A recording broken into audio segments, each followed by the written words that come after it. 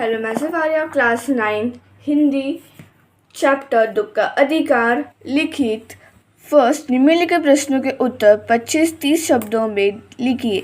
First, मनुष्य के जीवन में पोशाक का क्या महत्व है? मनुष्य के जीवन में पोशाक का बहुत महत्व है। पोशाक ही मनुष्य की सामाजिक और आर्थिक स्थिति दर्शाती है। पोशाक ही मनुष्य को मनुष्य में भेद कराती है। पोशाक ही उस आदर का पात्र बनाती है तथा नीचे झुकने से रोकती है। सेकंड, पोशाक हमारे लिए कब बंधन और अड़चन बन जाती है? जब हम अपने से कम हैसियत रखने वाले मनुष्य के साथ बात करते हैं तो हमारी पोशाक हमें ऐसा नहीं करने देती। हम स्वयं को बड़ा मान बैठते हैं और सामने वाले को छोटा मानकर उससे साथ बैठते तथा बात करते हैं, संकोच अनुभव करते हैं। लेखक उस स्त्री के रोने का कारण क्यों नहीं जान पाया?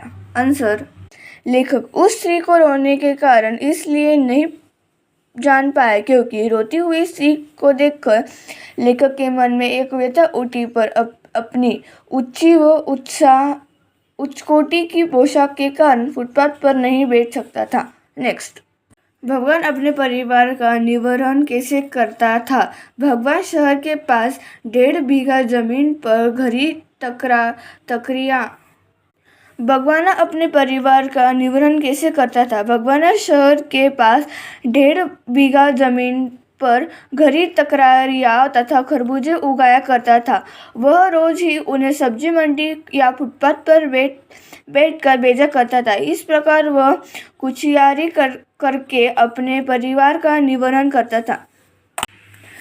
लड़की की मृत्यु के दूसरे ही दिन बुढ़िया खरबूजे बेचने क्यों चली पड़ी?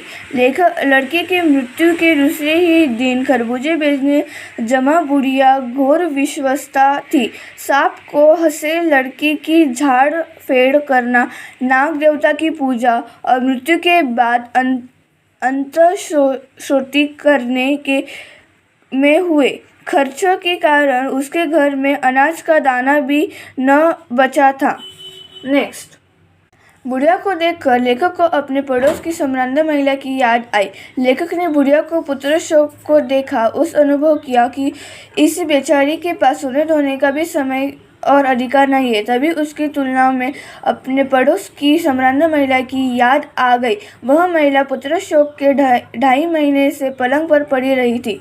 Thank you. से सर्वित में थिंक एंड बाय बाय।